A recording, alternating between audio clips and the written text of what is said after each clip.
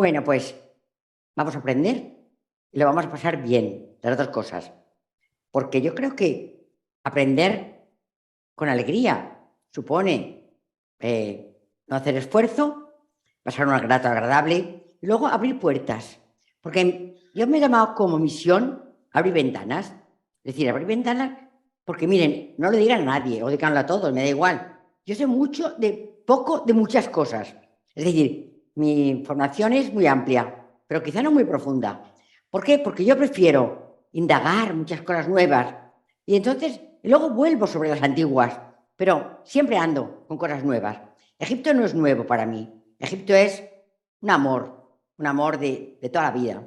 Yo amo Egipto, quizá de los lugares que más amo del mundo. De hecho, he estado ahora, en noviembre, he estado una semana en Egipto. He ido muchas veces y a veces voy a ver lo mismo. No me importa repetir a verlo, porque la emoción que uno siente cuando ve una cosa que ama es grande. Entonces yo quiero con este curso dos cosas. Que ustedes estén deseando ir a Egipto o que ustedes piensen, qué pena, no puedo ir, por lo que sea, pero me lo ha explicado esta amiga, esta doctora, muy bien o muy mal, pero yo lo he entendido. Y entonces, casi que, como si hubiera ido. Bueno, pues vamos a intentar. Digo intentar, porque conseguir, no sé, es poco tiempo. Para hablar de Egipto, 4 meses. Yo voy a intentar hacerlo. Pero no voy a dejar ningún capítulo por tocar, porque uno siente la tentación de lanzarse hacia los templos, hacia los faraones, hacia las dinastías, y a veces olvidar el origen de las cosas. Y a mí me gusta mucho que ustedes sepan cómo estudiamos Egipto. No yo, sino los egiptólogos, cómo estudian Egipto. Y vamos a hablar de esto, de las fuentes. ¿Las fuentes qué son?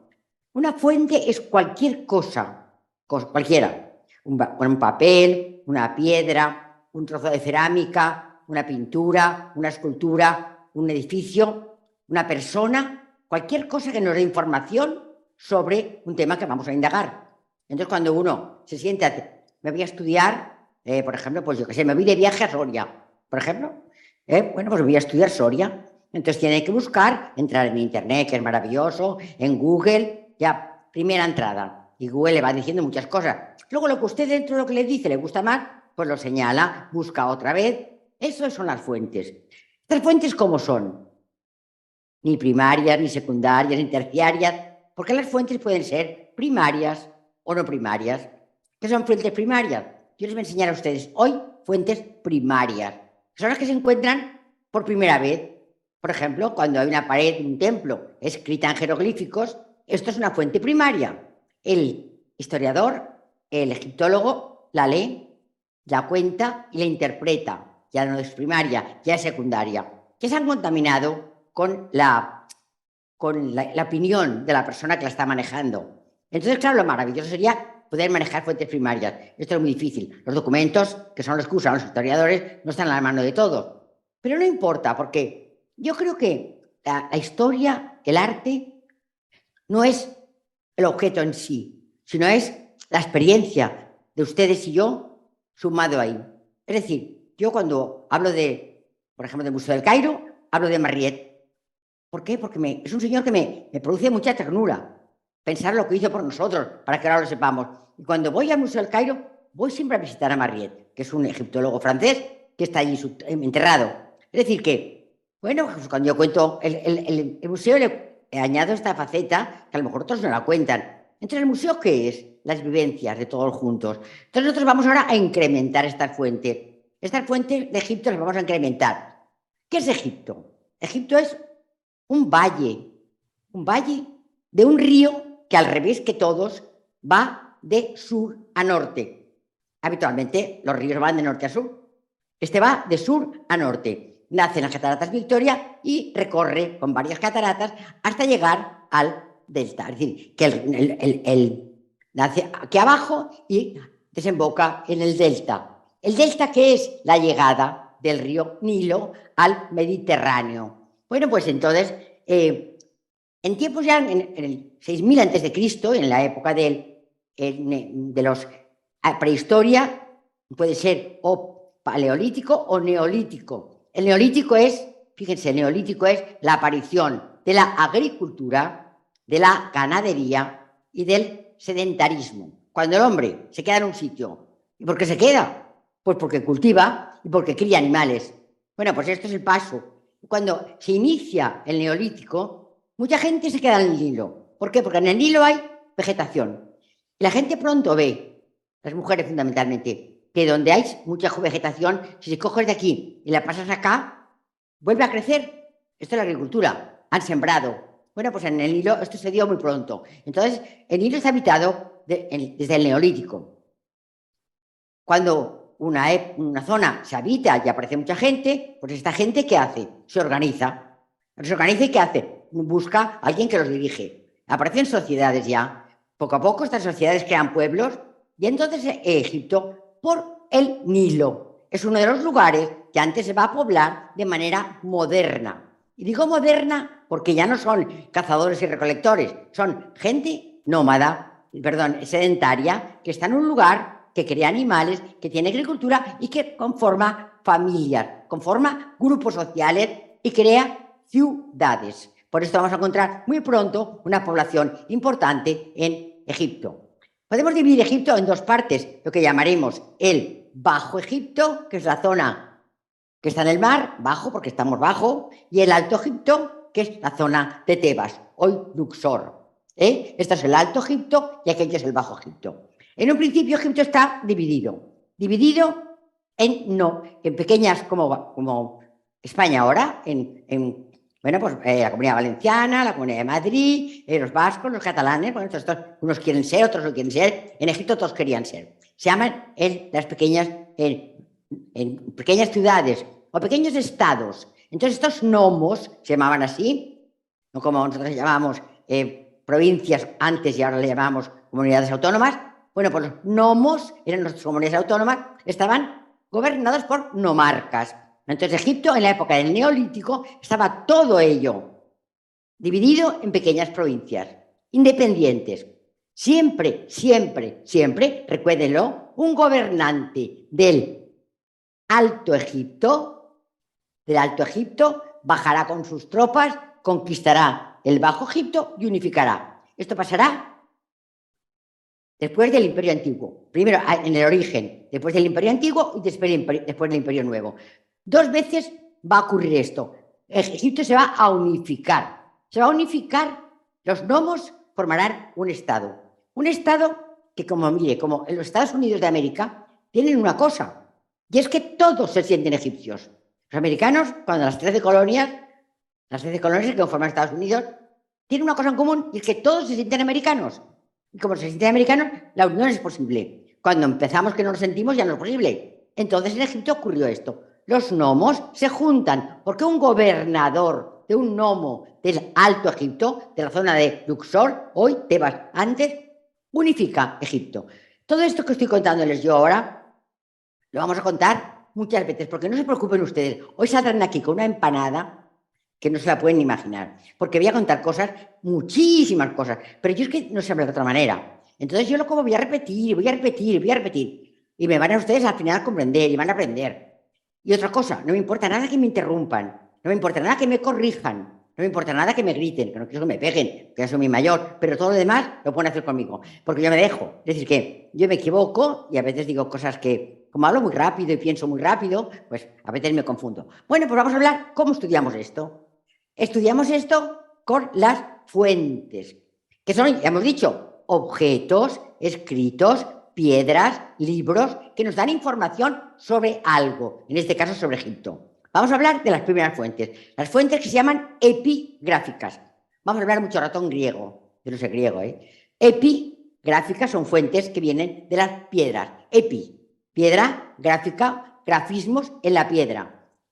Es muy importante, la más importante de todas, porque era el soporte más importante de la escritura de los egipcios en jeroglífico. Entonces tenemos la más importante de todas, la piedra Rosetta, la vamos a ver ahora. También tenemos la piedra de Palermo, tenemos estelas. ¿Estelas qué son? Por ejemplo, la Comunidad Valenciana, un cartel, esto es una estela moderna que antes eran de piedra. Separaban lugares, señalaban sitios, estelas, o celebraban acontecimientos.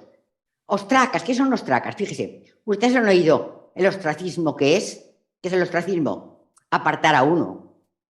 Ostracismo es apartar a uno de un lugar. Bueno, pues imagínense que estamos en Grecia y estamos en el foro. Y entonces, unos cuantos senadores presentan una demanda contra uno de ellos. ¿La presentan cómo?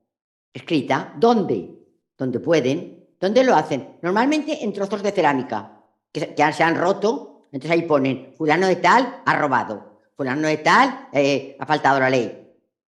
Cuando unos cuantos senadores reunían unos cuantos ostracas, que son esto, tiraban a este senador, hacían un ostracismo. Entonces, la palabra ostracismo viene de ostraca, que es este pequeño, les voy a enseñar ostracas y lo van a comprender, pequeños trozos de cerámica con algo escrito.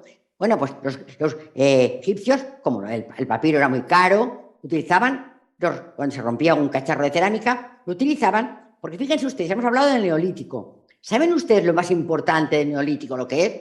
Lo más importante, la cerámica. ¿Por qué? Antes no hay cerámica. La cerámica nace con el Neolítico. ¿Y esto por qué? Pues les voy a explicar. El Neolítico, el hombre produce. Es agricultor y es ganadero. Y tiene excedentes. Un año de buena cosecha. Este año el aceite carísimo, ¿eh? Yo estoy horrorizada porque me encanta el aceite bueno. Bueno, es que es un lujo. Me he escondido el aceite que compro para el desayuno, porque si no me lo gastan para todo. Porque una pena, ¿eh? Bueno, pues no hay este año, no va a haber, no vamos a guardar aceite. Pero otros años hay mucho. Entonces, cuando pasaba esto en el Neolítico, lo guardaban primero en cestas. ¿Qué pasó con las cestas? Las dejaban en la calle. Entonces llovía, a tierra las mojaba y se hacía una película de barro, que luego se secaba y la señora decía, oye, a la vecina, mira lo que me ha pasado. Antes ponía trigo, pero ahora pongo agua y se queda. Pues esto es buenísimo, porque ahí podemos guardar también líquidos. Es decir, la cerámica nace con el Neolítico. La cerámica es hija del excedente. Bueno, pues estas cerámicas que nacen en el Neolítico es lo que será la base de las ostracas. Bueno, otra cosa más, no hablaremos de palacios. Los egipcios no tienen palacios. Sí tienen uno. Dice uno Tigi, la mujer de Amenofis III, pero Malaca se llamaba, pero no habitaban en casas, sí que tenían palacios, pero eran de barro y no quedan restos. Usaban la piedra, lo más bueno, para los templos, para los dioses y para las tumbas. Porque los egipcios es un pueblo que piensa siempre en la muerte. Pero no en la muerte porque crea que es el final. Como los buenos cristianos, que no lo hacemos, pero deberíamos pensar que la muerte no es el final, sino es el principio de la vida eterna. Pues ellos lo entendían así. Entonces, para ellos era la muerte muy importante, porque la muerte les va a llevar a la vida de verdad. Bueno, entonces encontraremos inscripciones donde, en templos y en tumbas. ¿Dónde estarán estos templos? Pues en los templos habrá listas, por ejemplo, de faraones, habrá descripciones de batallas, habrá descripciones de guerras, lo vamos a ver para que ustedes lo comprendan mejor. Por ejemplo, hay una cosa que quiero que entiendan. Napoleón, no sé si les gustará o no, a mí me gusta mucho Napoleón, pero me gusta mucho porque aparte de ser, bueno, un hombre muy listo y además muy planificador, e hizo muchas cosas, como yo me amo Egipto, pues entonces para Egipto fue estupendo Napoleón. Napoleón llega a Egipto a conquistarlo con las tropas. Llega y dice, se sube a Gizeh y dice, 3000 años nos contemplan. Es decir, quietos, aquí no se rompe nada. El que rompa algo le corta la mano. Todo copiado. ¿Cómo? ¿Cómo? Sí, todo. Todo lo que vean, lo copian. Porque no entendemos nada, ni falta que hace. Lo copian todo. Entonces llevó a lo que se llamaron los Serván. Los Serván son 250 personas que van con Napoleón a conquistar Egipto. Pero no son guerreros, son ingenieros, son topógrafos, son matemáticos, son filósofos, son historiadores, son arqueólogos. ¿Qué tienen que hacer? Copiar todo lo que vean. Esto lo hacen, lo copian todo. Y entonces cuando copian todo, llegan los ingleses y le ganan la guerra. Y es que Napoleón se marcha a Francia sin nada, pero con todos los documentos copiados. ¿Con esto qué es lo que hace? 10 libros. 10, yo los he visto y lloré y todo de emoción. 10 tomos que estaban en la Universidad de París. 10 tomos que se llamaban La descripción del Egipto. Y en esto han copiado todo lo que han visto. Imagínense qué importante va a ser esto. Fíjense si es importante que gracias a Napoleón hoy podemos traducir los jeroglíficos. Bueno, hubo un teniente, uno de ellos, que estaba en el norte, en la parte norte, pero en la parte del Bajo Egipto, en el delta, cerca de Alejandría, en un lugar que llamaban Rosetta. Esto es Rosetta, aquí está Rosetta, que la tienen, y aquí está Alejandría, ¿eh? Esto es Alejandría. Bueno, pues la ven, Alejandría, el mar de Alejandría, Rosetta. Y encuentra un pedazo de piedra de este tamaño, escrita, y entonces dice, esto debe ser importante. ¿Por qué tan grande? O no lo sé, pero en fin, lo voy a mandar al Cairo. Lo manda al Cairo y dice, mira, os mando esto para que veáis lo que hacéis con él. Lo copian todo, como había dicho Napoleón, todo copiadico, y cuando llegan los ingleses, se van sin la piedra. Esta es la piedra Rosetta. Se llama Rosetta porque se encontró en Rosetta. La piedra se marcha. ¿De dónde está? En el British. ¿La han visto? En el British está la piedra Rosetta. Bueno, no está en el Louvre, está en el British. ¿Por qué? Porque los ingleses ganan la guerra. Pero Napoleón se ha llevado todo escrito. Se ha llevado todo escrito. Y esta es la piedra Rosetta. Bueno, yo aquí me pasó una, aquí mismo, que no les maté a los del Ateneo porque me gusta el Ateneo, me parece que es un lugar donde enseñan a la gente, donde acogen a la gente, donde el espíritu de los valencianos se mantiene vivo. ¿Qué hemos de tenerlo vivo? No por separarnos de nadie, sino por pertenecer a algo, por ser importantes en nuestro país y sea alguien que nos escuchen. Y el Ateneo es un lugar donde esto lo practican. Bueno, pues vine yo aquí a hablar y a hablar de los etruscos. Y les hablaba que en Etruria hay un idioma, como aquí tenemos el íbero, pero no se ha podido traducir. Aquí una señora que sabe muchísimo, porque me dice que sí cuando es que sí y que no cuando es que no. Bueno, pues ya luego hablo con usted, para que me corrija cuando diga algo mal. Bueno, pues resulta que el íbero no se ha podido traducir, tampoco el etrusco. Yo les dije, porque no tenían piedra roseta. ¿Por qué? ¿Qué es la piedra roseta? La piedra roseta es una piedra escrita. La parte de arriba en jeroglífico, la parte del medio, la parte de arriba en jeroglífico, la parte del medio en demótico, que es un jeroglífico más fácil, para que los sacerdotes lo entiendan. Y la parte de abajo en griego. Yo dije aquí en inglés. Con tan mala suerte que en toda esta conferencia la dieron por todo el mundo. Y cuando llegué a casa por la noche, abro a ver lo que ponía, y ponía un señor subnormal, analfabeta, bueno, me decía del mal que me tenía que morir. Yo digo, pero ¿qué he dicho mal? ¿Qué he hecho yo para que este hombre me odie tanto? Y es que había dicho inglés en vez de griego.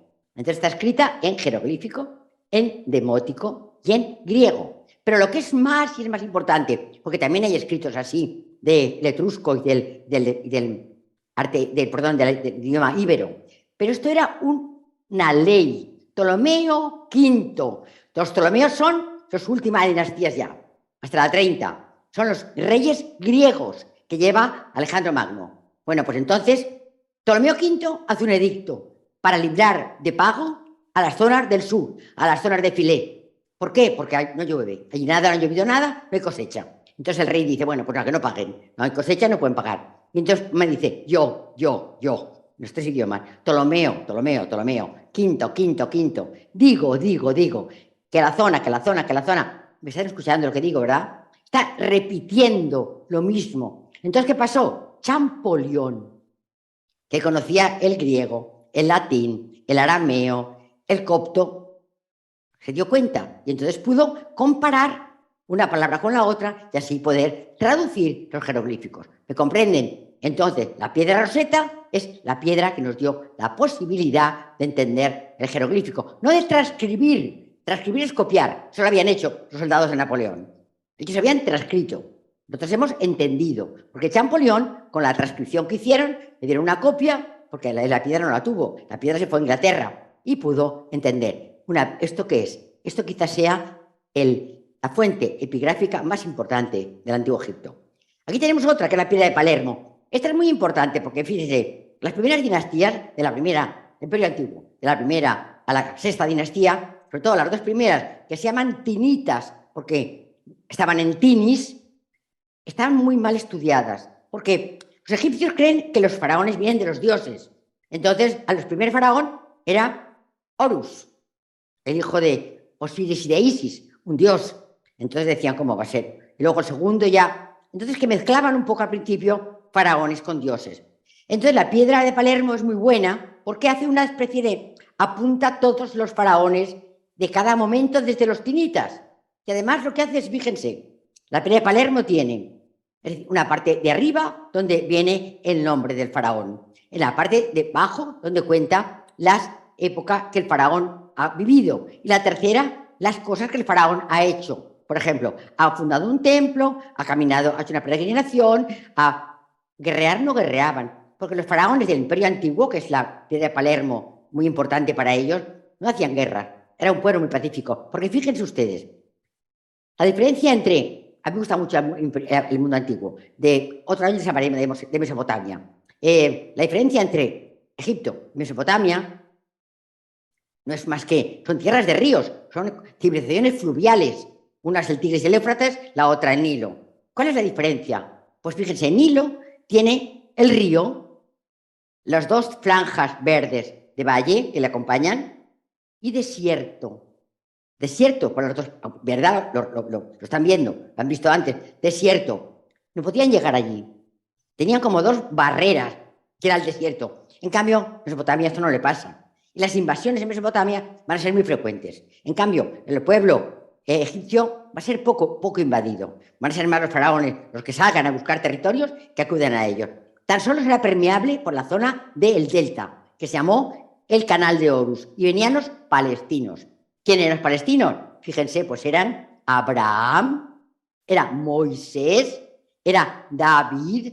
Estos vienen a Egipto, por la parte del norte. Pero por la parte de los lados no viene nadie, porque es un desierto. Bueno, pues la piedra de Palermo, la segunda gran fuente epigráfica. Pero aparte tenía otra tercera anotación, la piedra de Palermo, la parte de abajo, en esta parte de abajo, tenía una anotación que era la altura del Nilo, porque había nilómetros, es decir, el Nilo tenía en los templos una especie de pozos donde se podía medir cada año dónde había llegado la altura del Nilo, porque el Nilo se desbordaba en julio, aparecía la estrella y a la semana el Nilo se desbordaba. Ellos sabían que cuando aparecía la estrella el Nilo se iba a desbordar. Entonces el Nilo traía todas las aguas desde el lago Victoria.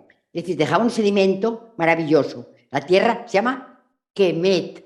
¿Por qué llamamos Kemet a Egipto? La tierra negra, la tierra Kemet.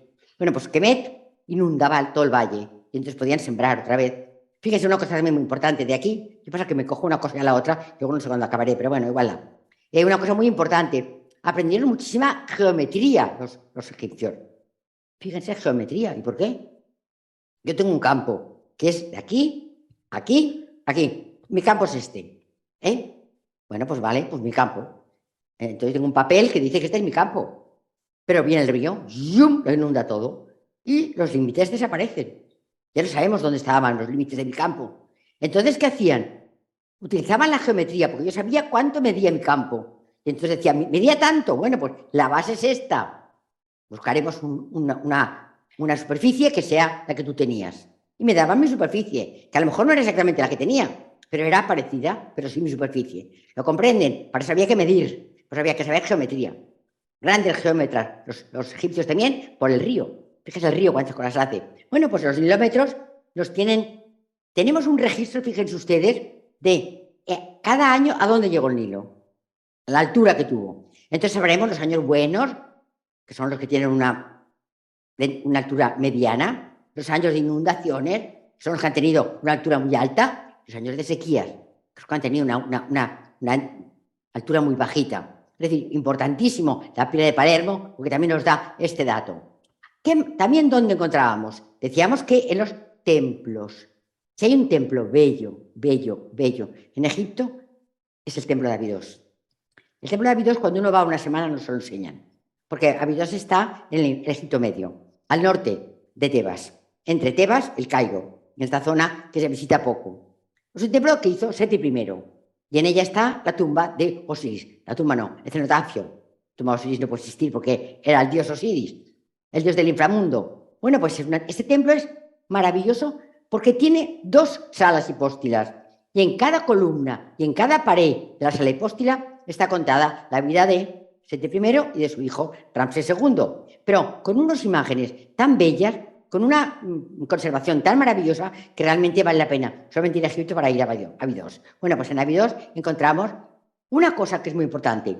una pared que se llama la lista de Abidos. ¿Qué hay en esta lista? Fíjense. Sete I,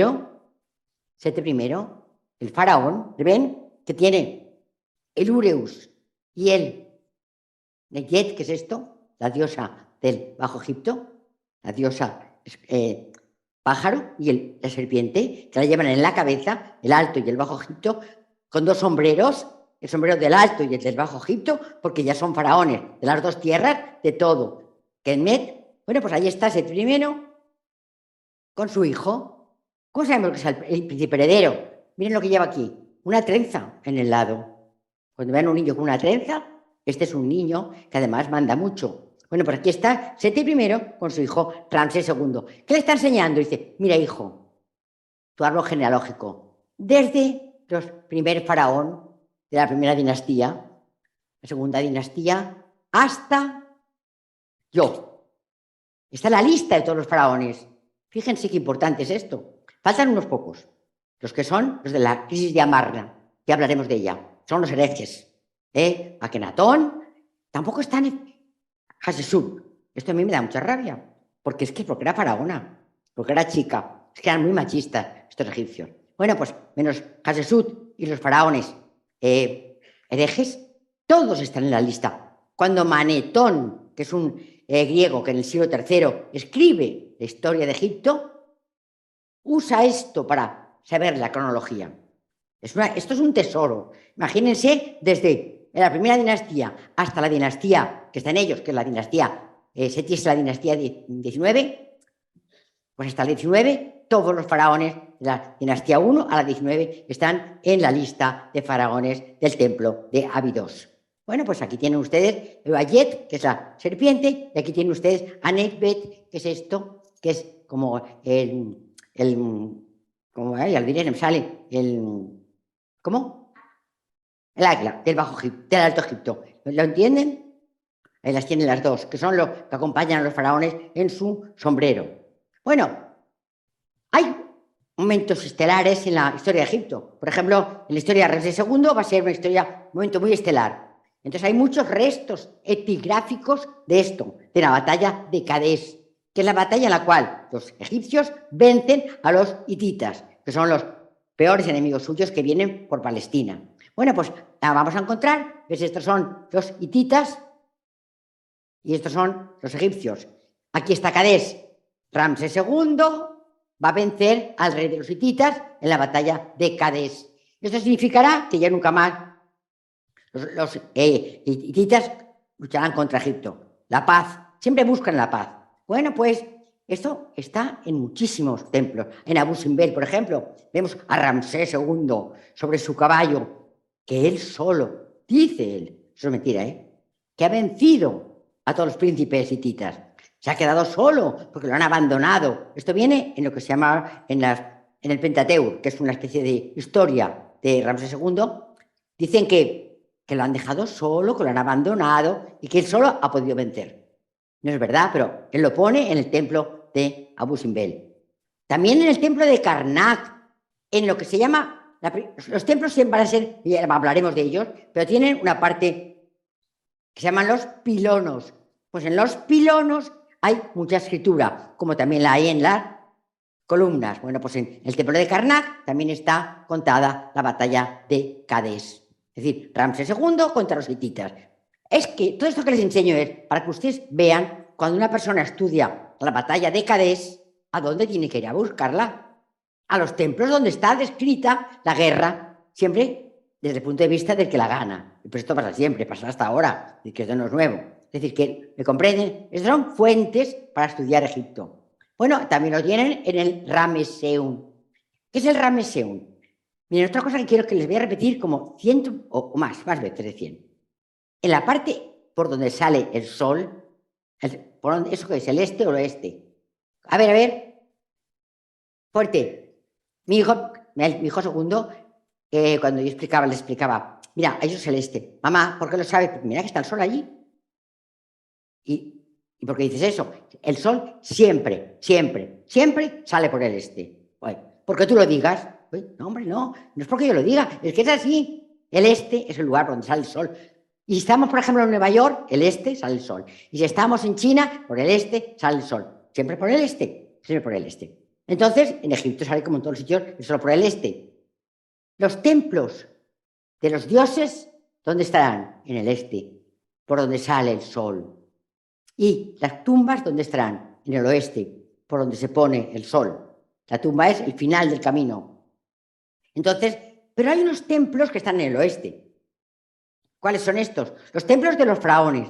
Los faraones, cuando se mueren, pasan a ser dioses. Ramsés II, un dios. Entonces, él hace un templo cerca del río, pero la parte oeste. Y eso se llama, este es el Ramesseum, el templo mortuorio, que se llaman los templos del 1.000.000 de años. Todos se llaman igual, todos los templos de los faraones, que los hacen a la parte oeste, para demostrar que son dioses. Entonces, hacen un templo y un camino, que se llama la calzada, que llega al Nilo. Entonces, los templos de los dioses en la parte este. Los templos de los faraones en la parte oeste. Las tumbas en la parte oeste. Porque el camino es este. Sale el sol, ¿verdad? Sale el sol, camina por el cielo, llega el cenit y entonces empieza otro camino. El camino nocturno. El inframundo. Otra vez caminan y de repente amanece. ¿Y quién sale cuando amanece? El escarabajo pelotero. ¿Se acuerdan? ¿Quién es el escarabajo pelotero? Ra Oracti. Ra, el dios Ra. Por eso cuando vayan a Egipto les van a vender escarabajos. No se crean que se están burlando de ustedes. Le están regalando al dios. Le están regalando al dios. Ra Oracti es el escarabajo. Que sale, vence a la serpiente, Apophis, y sale otra vez. Vuelta otra vez a empezar el círculo. ¿Me entienden? Sale el sol por el este, se pone por el oeste, camina por la noche, sale como escarabajo por el este, y así, así, así, todo el rato. Esto es el Ramesseum, donde también está la batalla de Cadés. Esto es el templo de Luxor. El templo de Karnak, que ahora estamos en Luxor, estamos ahí, y el templo de Karnak es el templo que hacen fundamentalmente, todos los dioses intervienen en él y va a durar desde la dinastía 18 hasta la 30, porque hasta Alejandro Magno va a hacer parte del templo de Karnak. El templo de Luxor va a ser más de Amenofis III y de Ramsés II. Entonces en Luxor también hay, como el de Ramsés II, hay también cuenta la batalla de Cadés. En el templo de Luxor había dos grandes, ¿cómo se llaman esto? ¿Cómo? Obeliscos. Díganlo fuerte que a mí se me olvidan las palabras. Obeliscos. Bueno, pues habían dos obeliscos. Y Mohamed Ali le regaló uno a los franceses. Se lo regaló. Es que esta es una cosa que a mí me encanta contarla. Se regaló a los franceses y lo pusieron, ¿saben dónde? En la Plaza de la Concordia. ¿Han estado en París? Cuando vayan a la Plaza de la Concordia, verán ahí, este es el obelisco de Ramsés II, que estaba en el templo de Luxor. Ahí está. Bueno, hace unos años, fíjense, Ramsés II se puso enfermo. Hace unos años. Se puso enfermo. Tuvo una micosis. ¡Ah! Ramsés está muerto desde 1500 a.C. No. La momia de Ramsés II, que estaba conservada estupenda, yo la he visto, la carita igual, el pelo, todo igualico, se infectó por un hongo. Y en Egipto no sabían qué hacer con aquello. Se nos va a deshacer la momia, porque se empezaba a deshacerse. Y entonces llaman, a ver, ¿dónde llamamos? Lo ponen. Y entonces en París, el Instituto Pasteur, yo he trabajado en el Instituto Pasteur, pero me emociona mucho esto. Llamaron y dijeron a Egipto, por favor, manden la momia. ¿Cómo? Sí, mándenla. Tenemos aquí una cámara hiperbárica, mucha presión, que metemos dentro de la momia, lo usaban para personas, ¿no? Metemos la momia y entonces al someter la hiperpresión, los hongos mueren. Y se limpia de los hongos, la micosis desaparece. Pues ya está, Ramsés, un avión que viene a París. Llega a la Plaza de la Concordia, imagínense el obelisco. Y el piloto, mi hijo segundo es piloto de Iberia, el comandante de Iberia, y es cuando se lo cuenta a él, mamá, cuéntamelo otra vez. El piloto dio la vuelta al obelisco de la Plaza de la Concordia. Llevaba a Ramsés. Y cuando Ramsés llegó al Charles de Gaulle, ¿saben quién estaba allí esperándole? El presidente de la República. Cuando bajó Ramsés, yo lloro cuando digo esto, porque le dieron el tratamiento de un primer ministro, no, perdón, de un jefe de Estado. Le dieron este tratamiento. A mí me emociona mucho esto. Bueno, luego le trataron, me mandaron y otra vez está allí en... Bueno, pues el obelisco estaba en este templo, en el templo de Luxor, donde también está contada la batalla de Cadés, la batalla de Ramsés II. Bueno, continuamos y ahora vamos a ver que hicieron una paz, terminó la guerra. Y esto fue muy divertido. Estaba yo en Estambul, estaba subiendo al Palacio Topkapı y a la derecha ponía Museo Arqueológico de Estambul. Y a mí me encanta un antiguo, pero con una amiga dice, yo no entro, pues no entres. Yo me metí sola. Entonces entré y de pronto es que tiene en la cabeza, a mí me pasa mucho esto. A mí se me olvidan las cosas, pero no se me olvidan del todo. Me acordé que había el Tratado de Paz de Ramsés II y el rey de los hititas estaba allí. Yo entro con un inglés que tengo horroroso, le pregunto al de Estambul, que también tenía un inglés horroroso, ¿dónde estaba aquello? Claro, no nos aclarábamos. Yo al final le expliqué, no sé cómo, que el Ramsés, vistiéndome con los que de egipcia, y me dice, nunca apunta a nadie por ella. ¿Cómo? Pues no será. Bueno, nadie ha preguntado por esto. Efectivamente, en una esquirica, en una especie de cuadrito, estaba ese documento, que es maravilloso, donde se escribe en jeroglífico la paz entre los hititas y Ramsés II y los egipcios.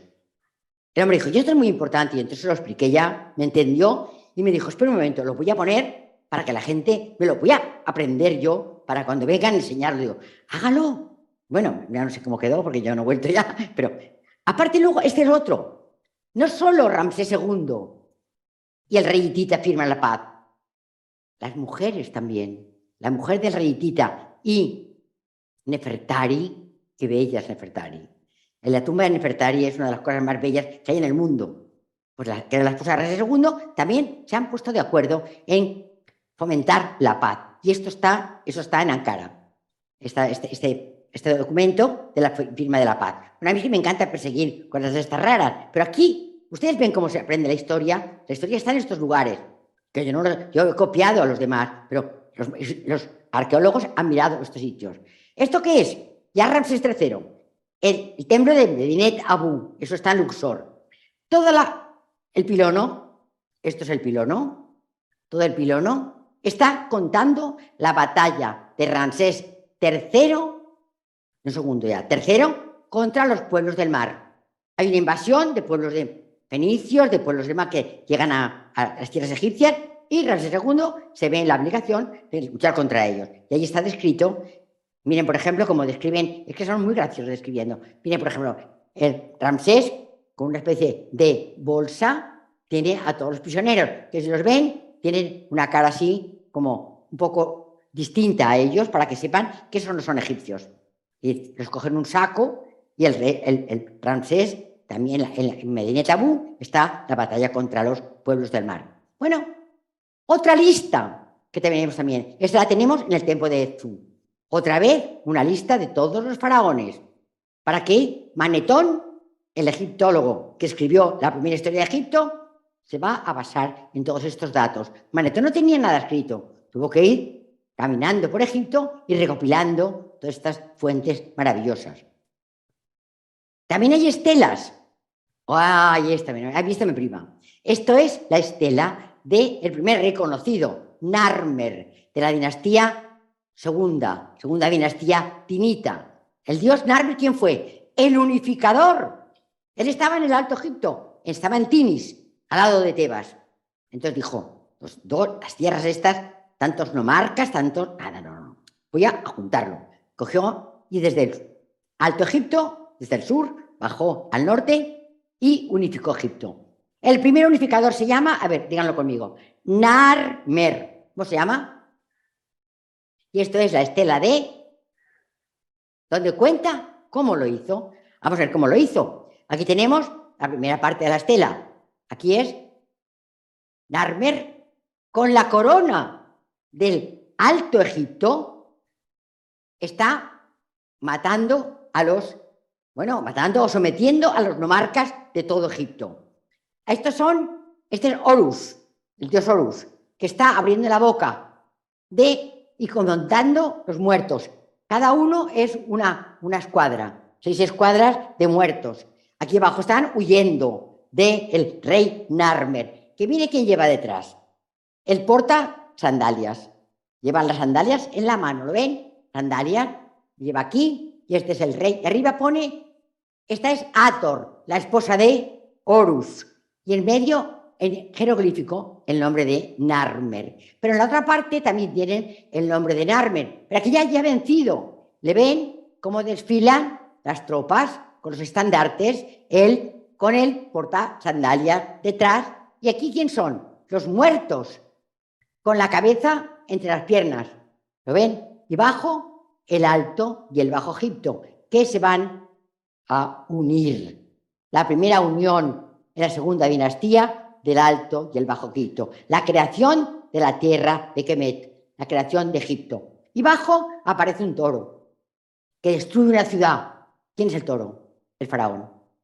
El faraón aparecerá siempre con la imagen de toro. Hasta Hatshepsut, cuando aunque es faraona, se viste de toro para ser más creíble. Mírenme, por favor, es que lo tenía que traer. Es que yo cuando estoy en Egipto ahora me caí nada más llegar, porque soy muy atolondrada. Y me hizo el pie todo hinchado, pero yo me acuerdo cuando yo estudiaba medicina, que el profesor Gomar, que era catedrático de trauma, decía, no hay fractura sin dolor. Yo me puse de pie y no me dolía, dije, pues no tengo fractura. Me lo voy a vendar, me voy a la calle con todas. Calladita no dije nada y a la calle. Bueno, llevaba una pierna toda morada, pero bueno, es igual.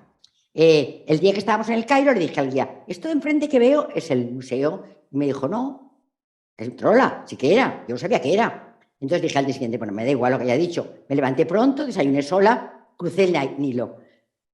¿qué? ¿Saben cómo es? A las 8:30 de la mañana, con un vientecito que venía así, cruzar el Nilo. Yo lloraba y todo de emoción. Y llegué al museo que estaba cerrado, pero me compré mi entrada y me puse en la puerta. Entré en la primera. Y cuando entré no había nadie, venga, no hay nadie. No hay nadie. Porque yo llegué a la primera. Corriendo me fui a buscar a Narmer, porque lo amo a Narmer. Y me puse a darle gracias por estar allí, por tener casi 70 años, casi 80, casi 70, casi 80 años y estar allí, que me pareció muy, muy emocionante. Aquí estoy yo dándole las gracias a Narmer de que me mostrara su estela a mí sola. La pude ver, la toqué, no lo digan a nadie, pero está así con el dedo porque no pude resistirlo. La estela de Narmer. Aparte de esto, hay lo que decíamos antes, lo que se llamaban estelas en los caminos. Por ejemplo, pues el segundo unificador entre el Imperio Medio y el Imperio Nuevo es otro faraón que se llama Kamose, que también une los dos egipcios que están separados, la segunda unión. Y entonces la cuenta en esta estela, que es la batalla frente a los Hicsos. Hablaremos de eso largamente el día que toque. Pero quiero que vean de dónde he sacado yo datos. Yo no, los historiadores. Yo he copiado de ellos. Aquí tenemos otra estela de Akenatón, el hereje, cuando dice, no hay más Dios que Atón. Atón es el sol, los demás no son dioses. Esto es la gran herejía de Atón, que duró 18 años y hay escrito sobre estos 18 años libros que no se acaban. Fue muy importante en la historia de Egipto el personaje de Atón, el hereje, aunque realmente duró 18 años su historia. Esto es en la estela de Atón, que se encuentra en la ciudad de Amarna. Esto es lo que da hoy la ciudad de Amarna. ¿Ustedes ven esto que ven aquí? ¿Ven ese hueco? Yo tengo una amiga, porque ahora está malita, que fui a Egipto una vez con ella, y eran las 5 de la mañana y llegábamos a Amarna. No es nada, es una especie como, si fuese un oasis, como si fuese un volcán, la parte de un cráter, esto es lo que es, rodeado de montañas. Entonces, iba yo con ella y estaba dormida, yo estaba despierta, yo no duermo jamás cuando voy de viaje, le di un codazo y le digo, mira aquella oquedad. Seguramente por ahí salió el sol en la época que Akenatón lo vio. Y cuando lo vio salir, pensó, eso es Dios. Fíjense qué suerte, porque no siempre sale por ahí. De repente, como una bola de fuego, ¡plam! Porque además, como es tan llano, el sol no sale poco a poco, sale como un salto. Yo dije, ¿ves? Eso es lo que vio Akenatón. Vio de repente una bola de fuego. Dijo, este es Dios, el que ilumina, el que da las cosechas, el que nos da calor. Es Dios, el sol. Lo demás es todo tonterías. Esto fue la herejía. La gran herejía, la crisis de Amarna, estudiaremos de Akenatón. Pero fíjense, el sol salía por ahí, por esta parte. Bueno, esta es otra estela. Tutankamón es el que sigue a Akenatón. Y se vio perdido contra los sacerdotes de Amón, que eran los que más mandaban, y tuvo que volver a Amón. Se llamaba Tutankamón, Atón, y cambió el nombre a Tutankamón, a Amón. Es decir, Atón es el sol, Ra, el mismo que Ra, el sol. En cambio, Amón es el oculto, el dios que está en todos los sitios, pero que no se le puede ver.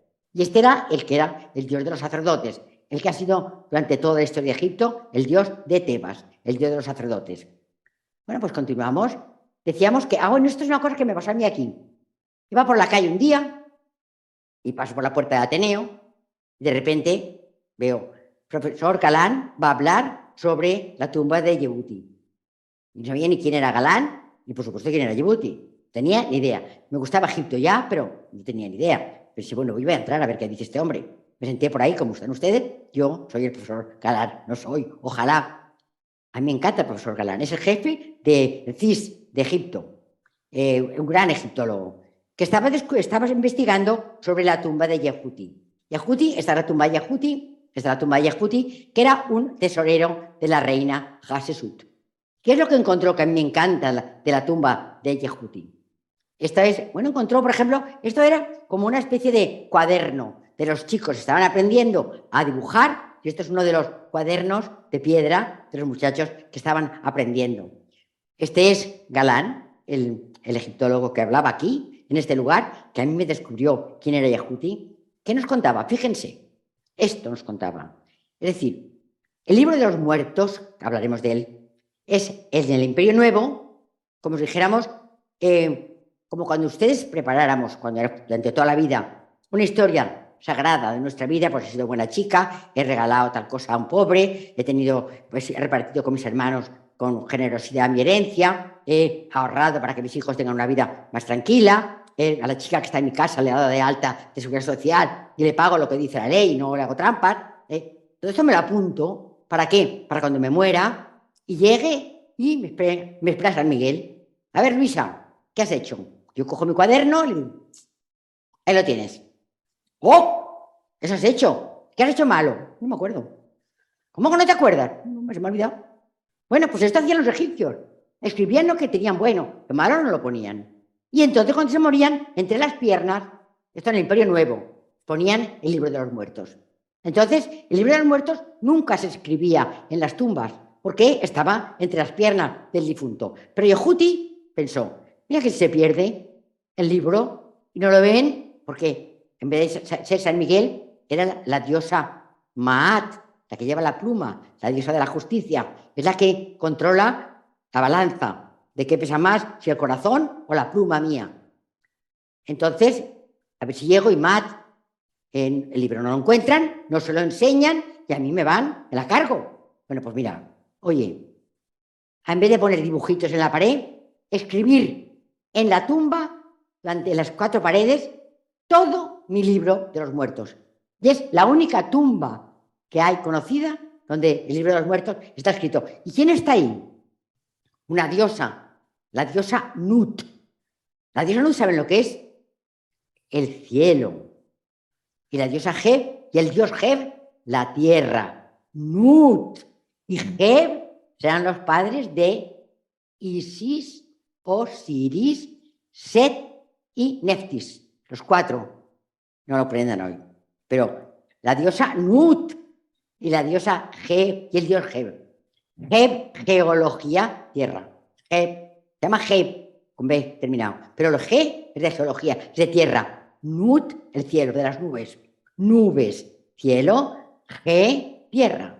Los papás de Isis, Osiris, Set y Neftis. Bueno, pues fíjense en la tumba de Galán. Estaba aquí hablando, yo, cuando terminó de hablar, yo no me quería ir. Yo quería seguir con él. Me quería marchar con este señor del brazo. Es que me enamoró, me pareció un hombre hasta guapo. Todo lo encontré ideal, porque me gustó muchísimo lo que contó. Llegué a casa corriendo, Yehuti, quién era Yehuti, no sabía nada. Bueno, pues así aprendo yo, a golpes. Les decía antes el ostracismo. ¡Fuera! 5, no lo vamos a hacer, ¿eh? Digamos, este señor de primera fila tan atento no viene más. Y 5 firman, ¡fuera! Y el pobre señor no ha hecho nada. Lo sacamos de aquí. Porque eso era la ley en la Grecia. Si 5 senadores acusan a uno, ¿verdad? Mentira, no importa. Ese se tiene que marchar. Luego demostrará que es mentira, pero se tiene que marchar. Ostracismo. Esos son los ostracas donde apuntaban, les decía las cosas. Mire, ¿ve? Un ostraca que el dios halcón, Horus, el marido, el hijo de Isis y Osiris, te proteja. Le está mandando un padre a un hijo una bendición a través del dios Osiris, para que le proteja. O bien, te vas a Tebas, te vas, ¿sí? Oye, pues hay unas chicas fantásticas en un lupanar que está, y mira, una de ellas, jolines, pues sí que es mona, pues ya que me voy.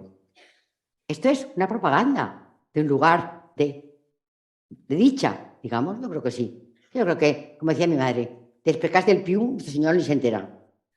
Porque son cosas que lo malo es hacer fastidiar al de al lado, no querer a nadie, ser egoísta, pero bueno, de vez en cuando estas cosas no pasa nada. Bueno, pues aquí la tienen, la propaganda de un lupanar. Fíjense qué belleza, ¿eh? Esto está en Louvre. Miren aquí qué gracia. El gato era animal sagrado. Y aquí tenemos a un gato que está dirigiendo a un rebaño de ocas. Es decir, que era una especie de homenaje a un templo donde se celebraba la deificación del gato. Entonces, es decir, son ostracas, donde por ejemplo, mire, este me encanta. Y esta tumba ha estado, la tumba de Ramsés IX, las tumbas de los ramesidas son longitudinales, así como las tumbas de la dinastía XVIII son así, estos ya son rectas. Y esto es, ven ustedes que es un plano. ¿Hay algún arquitecto? Bueno, pues si hay algún arquitecto, verá que es un plano perfecto de la tumba de Ramsés IX. ¿Qué es esto? El señor, el faraón decía, escribano, haz un plano. Quiero que haya esto. Hacían el plano y se lo daban a los que construían las tumbas, que vivían en Deir el-Bahari, que era un pueblo de artesanos. Y ellos hacían la tumba como les indicaban que lo hicieran. Todo esto son fuentes, para que no se vayan de lo que estamos hablando. Son lugares donde está escrita la historia de Egipto. Y nosotros lo podemos ver, lo estamos viendo. Yo los he visto. Todo lo que les enseño yo lo conozco. Está, doy fe que está. Entonces, son la fuente más importante para conocer la historia de Egipto. Bueno, pero no somos solamente epigráficas, también hay bibliográficas. Bueno, libros de Egipto hay millones y millones y millones, pero hay uno, el más primero, el de Manetón. Manetón escribió en el siglo III este libro, donde están todas las dinastías desde la 1 a la 30. Son 30 dinastías, 3.000 años. Están compendiados en el libro de Manetón. El libro de Manetón se ha recogido de otros muchos libros. Bueno, y luego las funerarias. Hemos dicho que Egipto es un pueblo que contempla la muerte. Las funerarias, fíjense, se escribe en tres momentos. En el Imperio Antiguo, donde en las, díganlo, pirámides, la pirámide es el Imperio Antiguo. El Imperio Medio, en los sarcófagos. El Imperio Nuevo, el Libro de los Muertos. ¿Me comprenden? Tres formas. ¿Por qué? En el Imperio Antiguo solamente se podía enterrar al faraón. En el Imperio Medio, los nomarcas, dueños ya de los territorios, se quieren enterrar y en su féretro escriben su vida. Y en el Imperio Nuevo llega la democracia. Y entonces ya todo el pueblo puede hacer una ofrenda con su vida. Y esto es el libro de los muertos. Entonces, cuando hablemos de textos de las pirámides, hablamos del imperio. Cuando hablemos del libro de los sarcófagos, hablamos del imperio. Cuando hablamos del libro de los muertos, hablamos del imperio. Bueno, pues todo esto, ya es mi hora, yo no sé si es mi hora o no. Cuando quieran nos vamos. Bueno, pues el Imperio Nuevo, aparte del libro de los muertos, tenemos el libro de Almohad, el de las puertas y el de las cavernas, que fueron 3 textos, tengo que acabar ya, que 3 textos que se escribieron para acompañar a los muertos. Bueno, pues, perdón, ¿qué he hecho? ¿Esta soy yo? Y detrás tienen las pirámides. La pirámide, voy a dejarlo porque falta un trozo grande, me sabe mal. Detrás tienen las pirámides. Estoy en Saqqara. Miren dónde estoy. Esto es la primera tumba, la primera pirámide, porque las pirámides son tumbas, no como en los mayas, que eran templos, son tumbas. Y en esta tumba es la tumba de Unas, la primera tumba donde se van a poner el libro de las pirámides. Ahí está escrito el libro de las pirámides. Yo entré a verlo. Este es el libro de los sarcófagos y este es el libro de los muertos. Los 3 libros que van a contar, nos van a dar fuentes funerarias de la historia de Egipto.